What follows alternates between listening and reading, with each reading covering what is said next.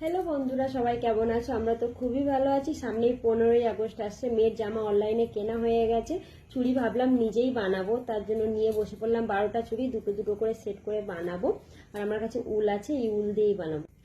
দেখো বন্ধুরা, আমার 3 রকমের কালারের উল কাটা হয়ে গেছে। প্রথমে 3টে চুড়ি আগে করব, তারপরে আবার 3টে চুড়ি তোমাদের সঙ্গে শেয়ার করব। তো চলো, দুটো সমান করে নিয়েছি উলটাকে। মুখ দুটো সমান করে নিয়ে এরকমভাবে এখানে দিয়ে দিলাম। দিয়ে আমার যেহেতু ওই আঠাটা নেই, আমি তার জন্য এরকমভাবেই করছি। দেখো, এরকমভাবে সুন্দর করে মানে এই চুড়িটার মধ্যে পাকিয়ে নেব। এই দেখো বন্ধুরা, সবে একটা হলো, এখনো দুটো বাকি আছে। আর এই যে এক্সট্রা হয়ে গেছে, এই যে বেশিটাকে আমরা কি করবো, এখানে দুটো পুঁথি লাগাবো। ঠিক আছে, দেখতে। এই যে দেখো বন্ধুরা, আমার চুড়ি বানানো কমপ্লিট। কেমন হয়েছে প্লিজ কমেন্ট করে বলো। Bye bye.